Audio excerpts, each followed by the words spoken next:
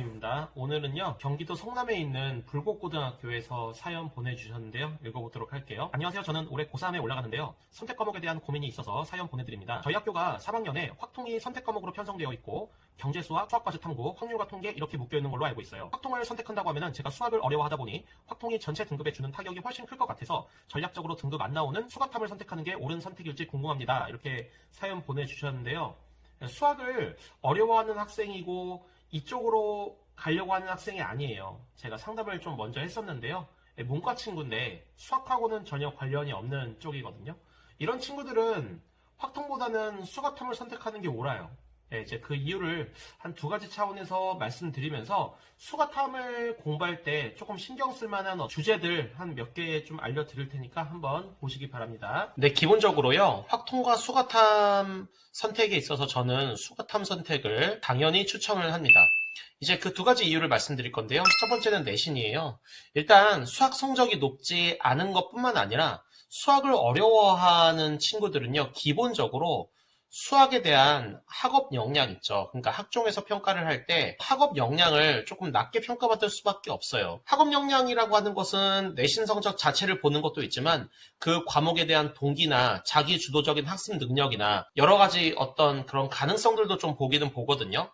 근데 이제 기본적으로 수학을 어려워하는 학생이 세특이나 그런 부분에서 자기 주도성이 있고 그리고 끈기 있는 학업에 대한 접근 같은 게 보이지 않는다고 한다면은 차라리 이 과목을 선택 안 하는 게 낫겠죠. 그러니까 등급이 나오지 않는 과목에서 성취도를 잘 받으면서 세특을 잘 쓸 수 있는 수학탐을 선택하는 게 옳다라고 생각이 듭니다. 두 번째는 중복 활동이에요. 그러니까 중복 활동이라는 게 뭐냐면요. 확통에서 쓸 수 있는 세특을 수학탐에도 쓸 수 있다라는 것이죠. 혹은 다른 과목 세특에도 수학 세특에도 쓸 수 있는 것들을 당연히 수학탐에도 쓸 수 있다라는 거예요. 그 과목에 대한 엄청난 학업 역량이나 아니면 이 과목 자체에 대한 근본적인 호기심 그런 것들이 뚜렷하게 드러나지 않는다라고 한다면은 당연히 수학탐을 선택하는 게 옳다라고 말씀드릴 수 있어요. 이제 인문계 쪽으로 갈 거잖아요. 문과 쪽으로 갔을 때 기본적으로 저는 이제 두 가지 활동의 계열을 좀 추천드리고 싶어요. 첫 번째는 통계자료 분석인데요. 이런 거예요. 예를 들어서 여러분 그거 아시나요? 개인적으로 많이 들어가는 사이트인데요. 코로나 라이브라고 있어요. 코로나 라이브가 뭐냐면요. 확진자에 대한 어떤 실시간의 데이터를 보여주는 사이트예요. 근데 그게 확진자를 보여주는 것뿐만 아니라 위중증자, 사망자, 한 달, 1주, 3주 이런 식으로 범위나 구간을 설정해서 이렇게 데이터를 보여준다고 한다는 것이죠. 이런 것들을 볼 수 있어요. 지금 오미크론 이제 변이가 일어나고 있잖아요. 오미크론 변이가 일어날 때 굉장히 특이한 점이 뭐냐면요. 확진자는 이렇게 올라가요. 위중증자는 오히려 이렇게 떨어진다는 거죠. 그러면은 이런 어떤 통계 자료를 분석했을 때 이것이 어떤 것을 의미하는가 이런 어떤 생각들을 얘기해 볼 수 있잖아요. 수학탐 과목에서는요. 이렇게 올라간다 내려간다라고 하는 것을 구체적으로 데이터화해서 이제 수치화해서 분석하는 그런 결과값을 넣어주면 된다라는 것이죠. 그리고 사이트 같은 경우는요, 어떤 구간이나 이제 설정하는 거에 따라서 결과값이 다 달라져요. 예를 들어서 어떤 거냐면요, 확진자 같은 경우를 최근 1주로 설정을 해두면은 거의 5만 명 가까운 확진자가 나오게 되는 거잖아요. 하지만 전체 데이터로 본다면은 이렇게 점점 올라가는 식의 데이터가 되면서 거기에서는 1차 대유행, 2차 대유행, 3차 대유행 이런 시기가 언제인지를 또 알 수 있겠죠. 그러니까 이렇게 통계 자료 자체를 다양한 기준을 설정해서 이해하고 분석하는 것이 문과에서는 어느 계열을 가든지 굉장히 중요한 덕목이라고 볼 수 있거든요. 덕목 태도? 네, 이렇게 볼 수 있어요. 그러니까 다양한 기준을 설정해서 결과값이 어떻게 차이가 나는지를 수치화시켜서 분석하는 활동 정도라면은 확률과 통계에서의 그 통계 부분이 있잖아요. 그거랑 어느 정도 100% 일치하지는 않지만 어느 정도 일치한다고 볼 수 있고 충분히 쓸만한 어떤 내용이 되겠다라고 생각이 듭니다. 두 번째로는요, 저는 이제 수학적 모델링이라는 거를 좀 말씀드리고 싶은데요.